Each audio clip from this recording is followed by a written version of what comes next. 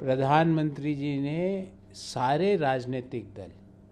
से रिक्वेस्ट किया, आग्रह किया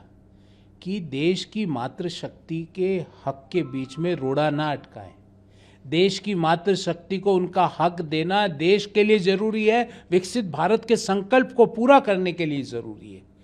प्रधानमंत्री जी ने यह भी कहा कि भाई क्रेडिट तुम्हें लेना है तो आप ले लीजिए,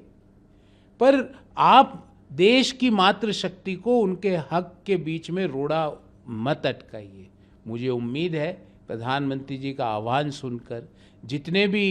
दल जिन्होंने विमेन रिजर्वेशन बिल के खिलाफ वोटिंग की थी, वह उनकी अंतरात्मा उनकी जागेगी और देश की माताओं बहनों के हक के बीच में रोड़ा अटकाने की उनकी राजनीति है, उसको वो समाप्त करेंगे। सर, प्रधानमंत्री ने आज दिमागी नक्सल का भी जिक्र किया और कहा कि जो लोग दुनिया की सबसे तेजी से बढ़ती हुई अर्थव्यवस्था के लिए डेड इकोनॉमी बोले, तो वो भारत के विकास के अवरोध उत्पन्न करते हैं। जो लोग भारत की हर विकास यात्रा पे प्रश्न चिन्ह लगाए, भारत के गौरव पे प्रश्न चिन्ह लगाए, भारत विरोधी ताकतों से विदेशों में जाकर छुप छुप के मिले, भारत के जो शत्रु देश है उनसे फंडिंग ले, वो लोग भारत के विरोध में है, भारत की विकास यात्रा के विरोध में है, विकसित भारत के संकल्प के विरोध में है। उन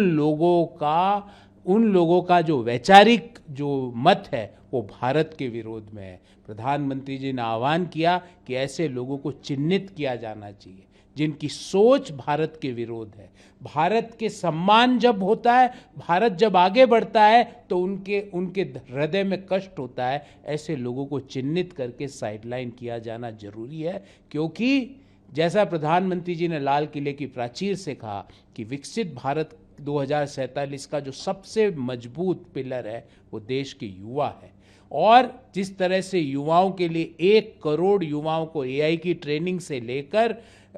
2036 में ओलंपिक गेम्स की भारत की तैयारी तक, और प्रधानमंत्री जी ने युवाओं से आह्वान किया कि ओलंपिक गेम्स में हम उन सब गेम्स में पार्टिसिपेट करें, मेडल जीते जिन गेम्स में अभी हमने पार्टिसिपेट नहीं किया है। तो प्रधानमंत्री जी का जो भाषण था लाल किले की प्राचीर से, वो देश के युवाओं को ताकत देने का, देश की महिलाओं को ताकत देने का, देश की मैन्युफैक्चरिंग को ताकत देने का, देश के अन्नदाताओं को ताकत देने का, उसमें पूरा खाका देश के सामने रखा है। और जो लोग इस वैचारिक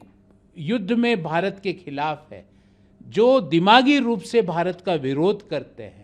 उन लोगों को चिन्हित करके देश के लोगों को साइडलाइन करना चाहिए। सर, राहुल गांधी मल्लिकार्जुन खड़गे ने आज इंडिपेंडेंस डे समारोह से दूरी बनाई। 80वें स्वतंत्रता दिवस पे मुझे लगता है सारे राजनीतिक दल, क्योंकि राजनीतिक दल तो भारत के हैं, अगर भारत के राजनीतिक दल के प्रमुख लोग सिर्फ इसलिए नाराज हो जाएं कि उनकी सीट 3 सेंटीमीटर पीछे हो गई, तो मुझे लगता है कि ये भारत की आज़ादी का, हमारे महापुरुषों का, स्वतंत्रता के सेनानियों का अपमान उन्होंने आज किया है। आप देश के 80वें स्वतंत्रता दिवस में आपको गणमान्य अतिथियों के रूप में बुलाया गया। कितने लोगों को ये सौभाग्य मिलता है, और आप वहां पे 4 सेंटीमीटर मेरी सीट पीछे इसलिए नाराज होगे, इसलिए नहीं जाओगे। मुझे लगता है इससे उन सब लोगों ने महात्मा गांधी का भी अपमान किया, पंडित नेहरू का भी अपमान किया,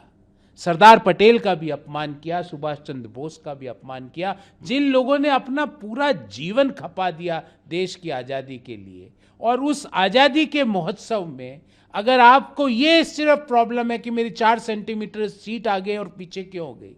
तो ये आपकी तुच्छ मानसिकता